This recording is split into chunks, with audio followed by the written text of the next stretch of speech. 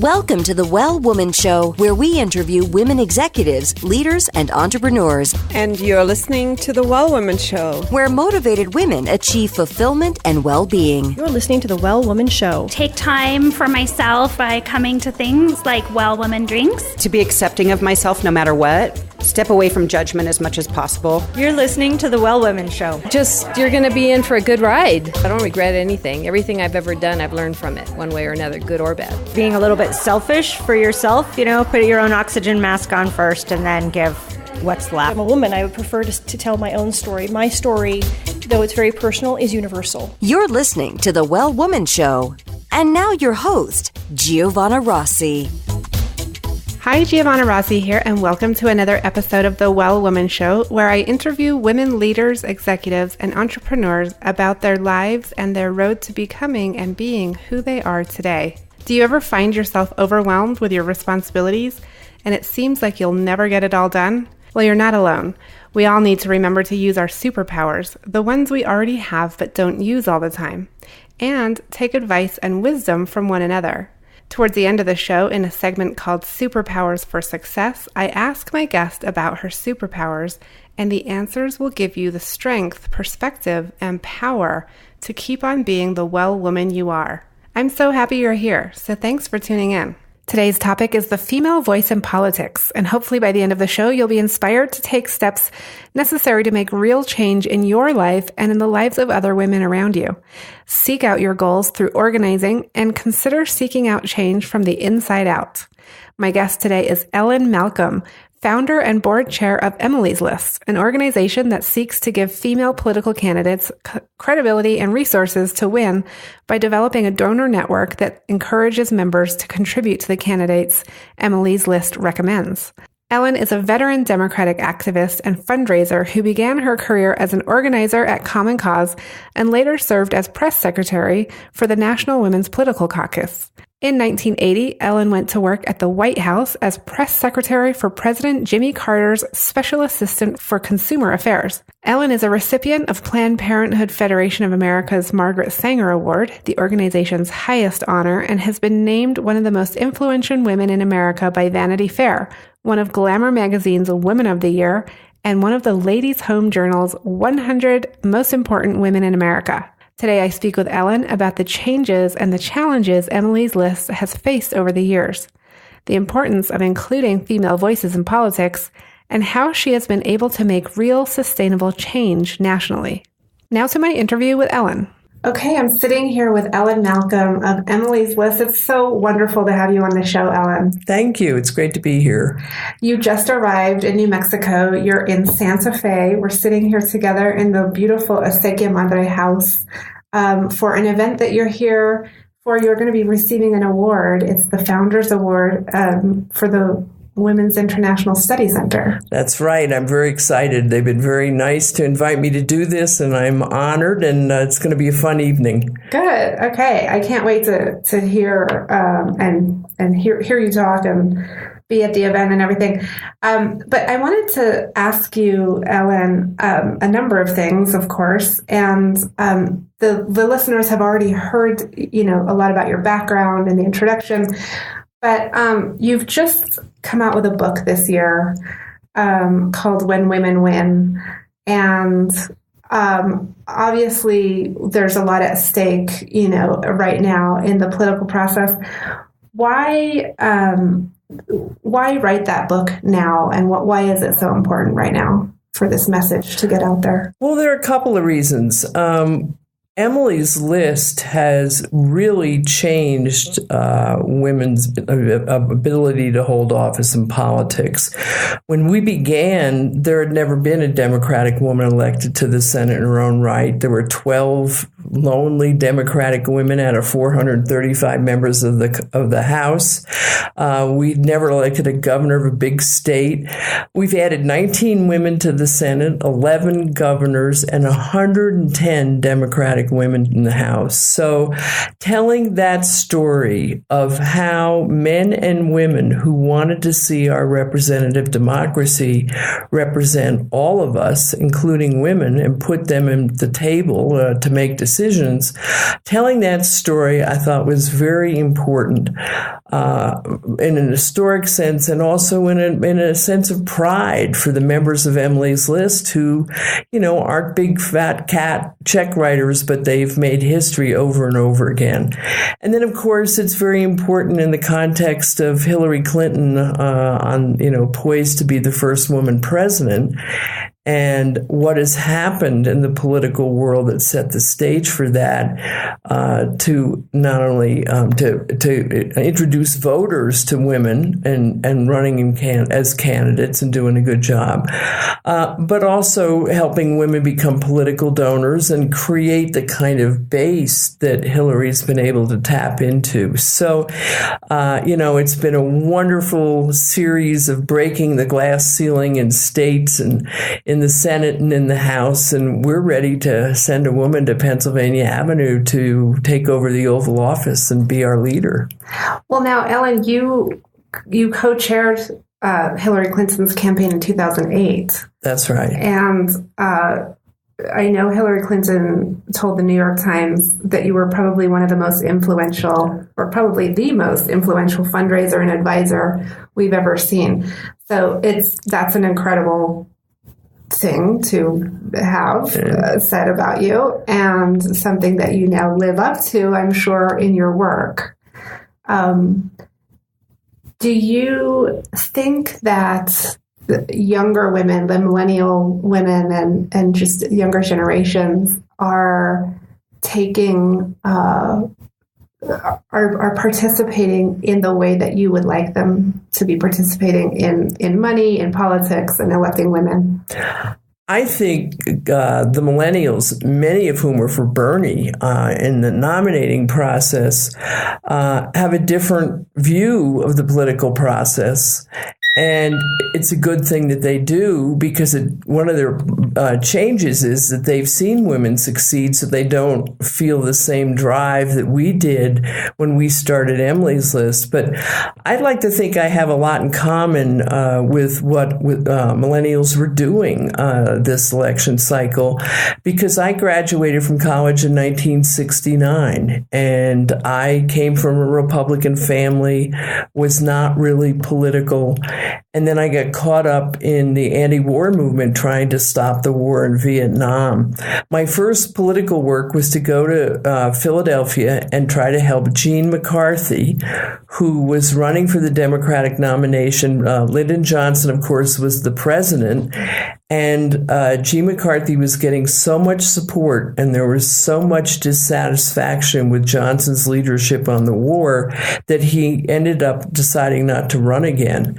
And so that was a political event that just shook the country, and it was very exciting.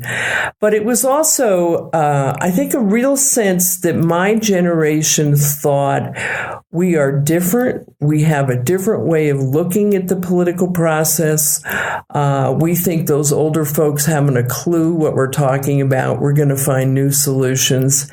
And I decided that I wanted to go inside the system and make a difference. Interestingly, Hillary Clinton and Bill Clinton are the same age as I am and did the same thing. They got very involved in the anti-war movement, a number of other women's things, and of course decided that they were going to work from within the system to try to change it. So when I see the fervor and the excitement of millennials, even when they were supporting Bernie, I thought, that's fabulous. And I hope a lot of folks are having their first experience of politics and that they continue that. And like Hillary and Bill and myself, they catch the bug and really work for the rest of their lives, either professionally or as volunteers, to make our country a better place. And Ellen, one of the requirements to receive Emily's List money over the years has been that you're a woman running for office and that you're pro-choice. And a Democratic woman. We only support Democratic women. Right. So it's partisan. And the issue that you really focused on was choice and reproductive choice. As you've seen, the decades pass and women embracing or not embracing or just seeing the movement go, Are you seeing other issues coming to the forefront that also need to be prioritized? Oh, absolutely. Absolutely. There's a difference between the criteria for who Emily's List supports and what the women that we elect work on and what we think are important issues. When we started, we said we want to have Democratic women because we don't want the Republicans controlling the committees in Congress. And of course, as we've seen the right wing take over the Republican Party, that is even more the case. We want to protect women's health care decisions because we think it's fundamental to a woman being able to have different experiences in the workforce and lots of different things in her life. And that if you were a feminist, you would believe that women should be able to make their own health care decisions. But as a member, you get information on the candidates' positions on all kinds of issues. And the wonderful thing about our donor network is that we don't decide where your money goes in terms of your candidate money.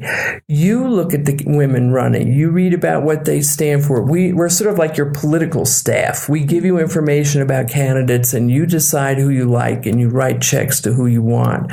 So our women right now are working for paid sick leave and paid leave. You know, Hillary really talks about issues that impact women and families all the time now. It's part of her economic agenda.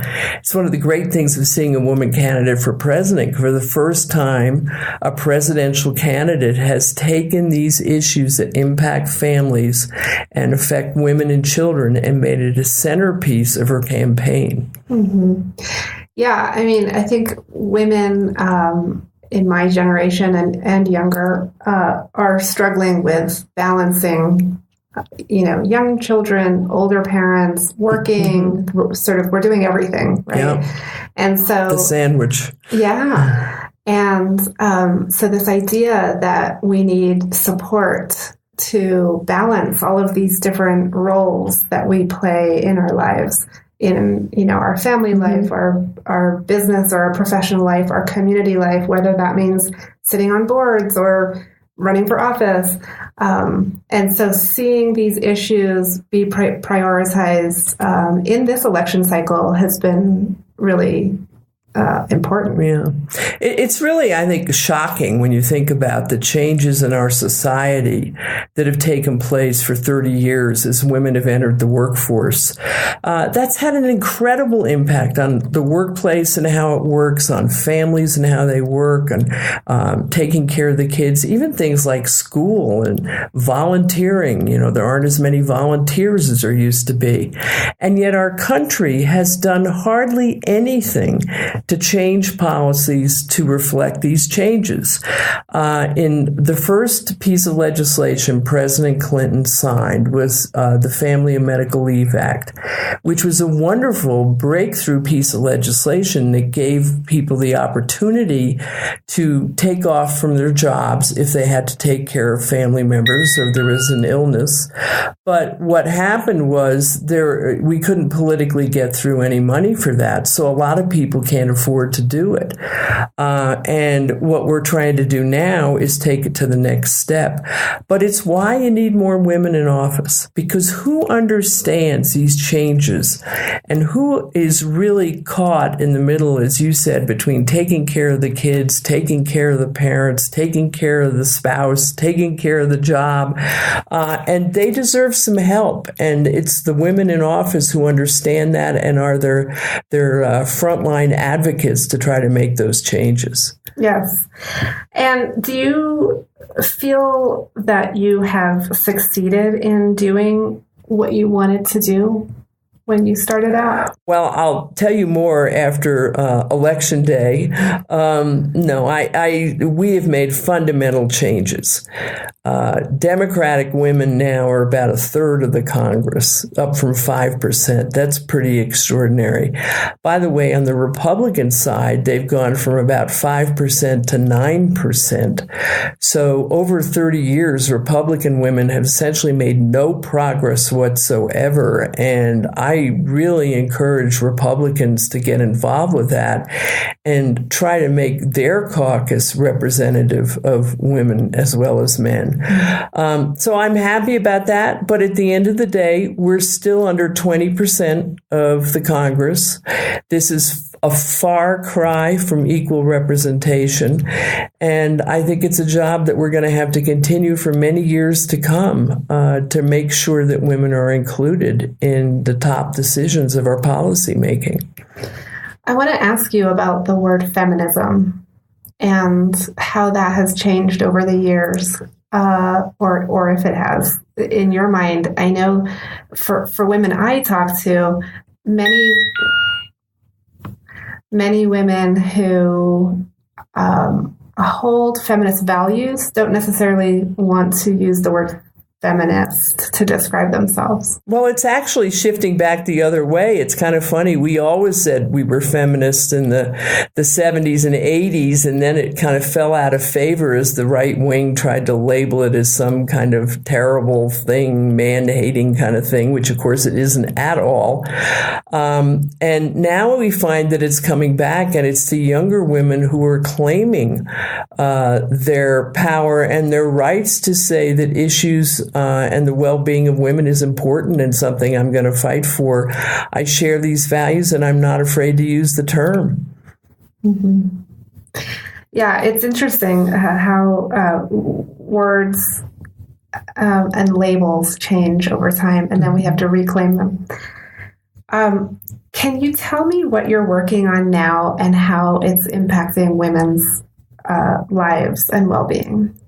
Well, Emily's List is continuing to do a lot of work of trying to encourage women to run for office. We get so frustrated. You know, if you say to a guy, we think you should run for the state senate, he's going to say, you know, I think I should run for president.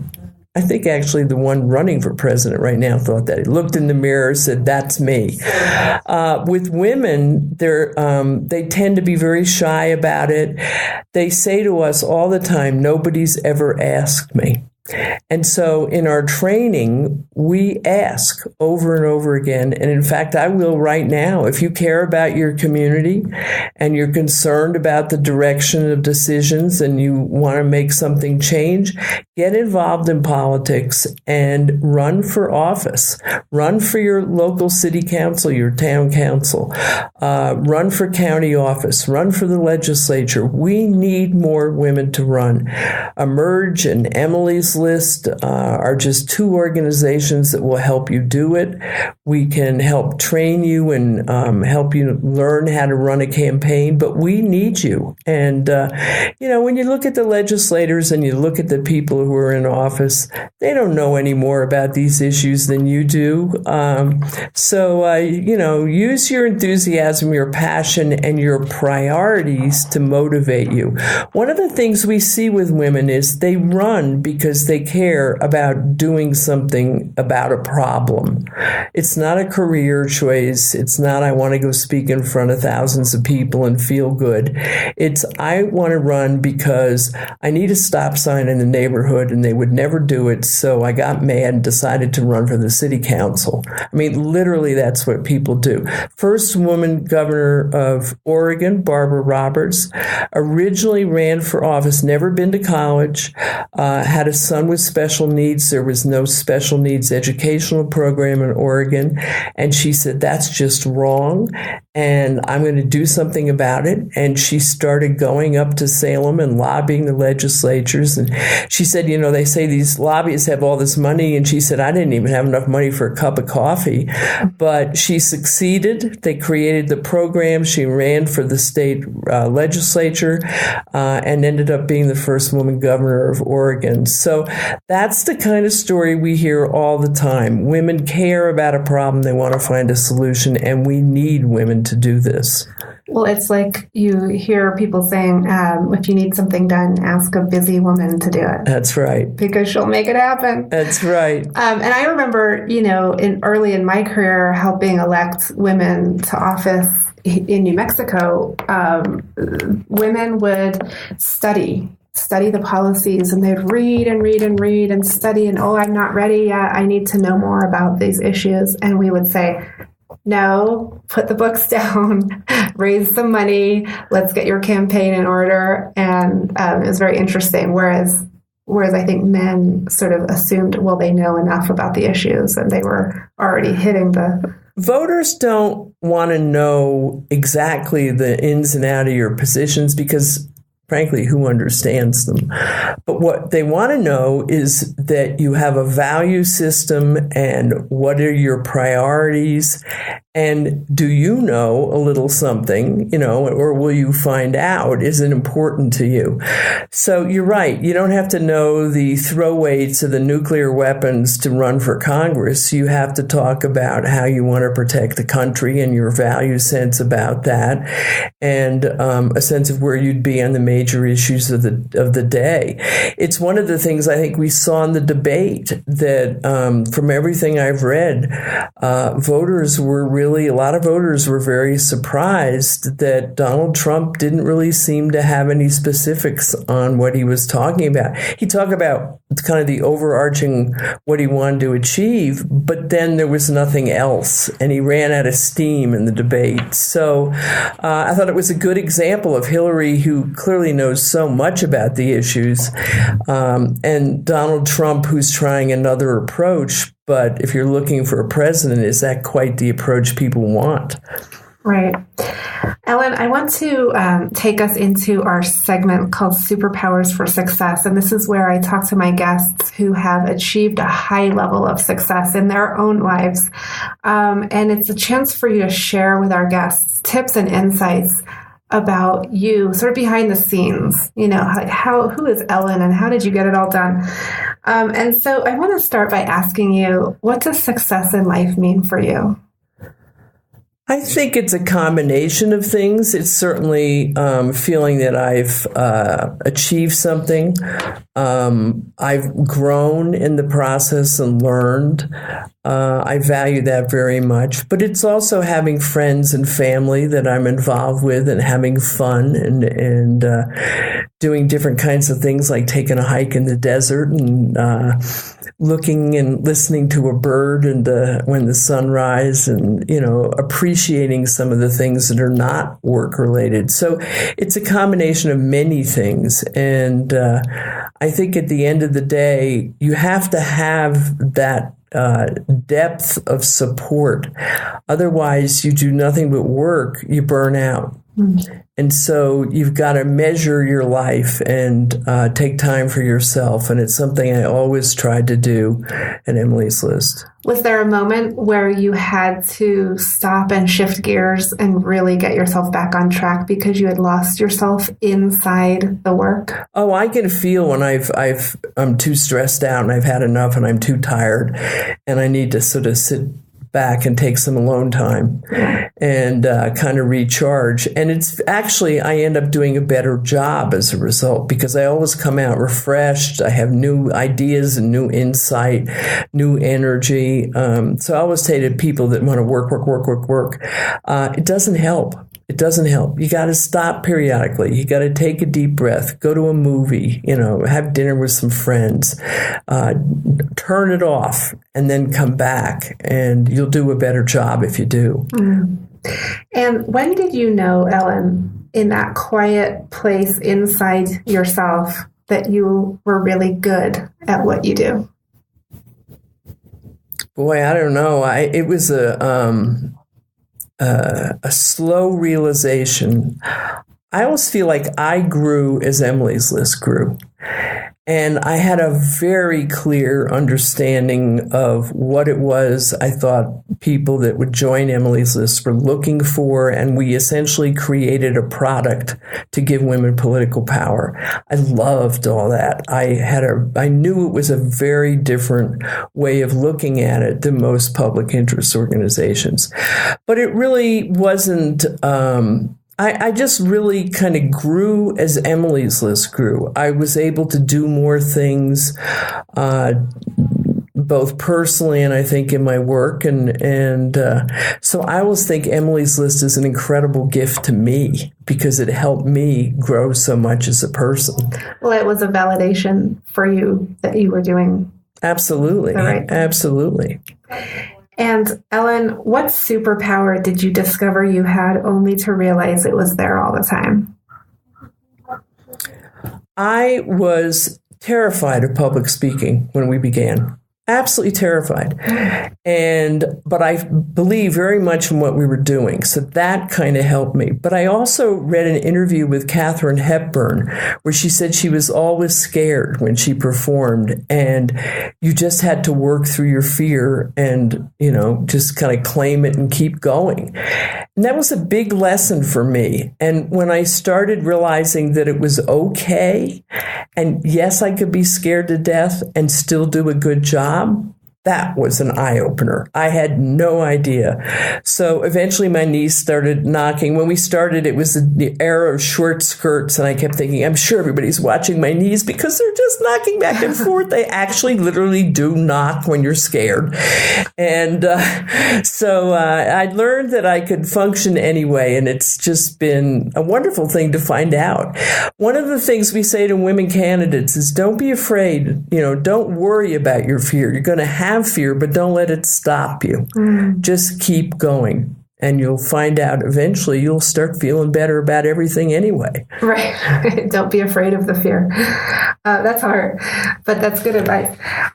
We only have a couple of minutes left, Ellen, and I wanted to ask you a couple of quick other questions. What advice would you give your 25 or 30-year-old self? Dare. It again goes to the fear. Try new things. Expose yourself to a lot of different things and find out what you're good at and what interests you. Don't assume at 21 that you know exactly what you're going to be in life and put yourself in a box. Go out and dare, try things, expose yourself. That's why campaigns are so great, because kids go into these campaigns and they're asked to do things they have no idea how to do, and they learn how to do them, and they learn they can do things, when they don't know what's going on in the world, and they figure out what their skills are. It's just a very varied environment, and it gives them a lot of opportunities. It's a great way to begin. And can you describe one personal habit that contributes to your own well-being? Personal habit. Well, I like to walk. I have 2 dogs that I adore, and one of them's a year and a half with a lot of energy, and he demands walks and ball tossing in the park. So that gets me out doing some different kinds of things, and I think it's a great present that they give me. They get me out there and exercising and being in the fresh air and having fun with them. Okay, and what are you reading right now? What's on your nightstand? Actually, what I'm reading is sort of funny. It's Bruce Springsteen's new book, Born to Run. Oh, wow. And I did not expect that. I know. I didn't expect it either. But it's a fabulous book, and it's a very high-speed rock and roll kind of book, but he's gone through his early days in the 60s and starting his career, and it's taking me back to a lot of old music, and it's really been a fun journey so far. I'm actually enjoying it quite a lot. Okay.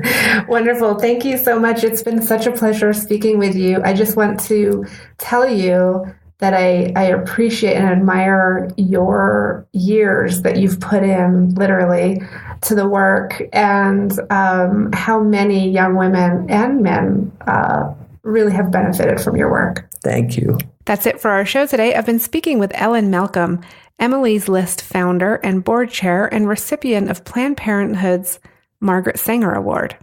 Ellen and I spoke about making changes for women by working within the system, how the political climate has changed throughout her career, and how Emily's List has and continues to be so successful. You can get the free giveaway this week at wellwomanlife.com/040show. Our monthly live event, Well Woman Drinks, brings together women to share our successes and challenges as leaders, moms, aunts, sisters, and all the other roles we carry. If you'd like to attend a Well Woman Drinks near you, or if there isn't one in your city yet and you'd like to start one, email me at info@wellwomanlife.com. If you enjoyed the show, please take a moment and subscribe in iTunes. And while you're there, leave a review.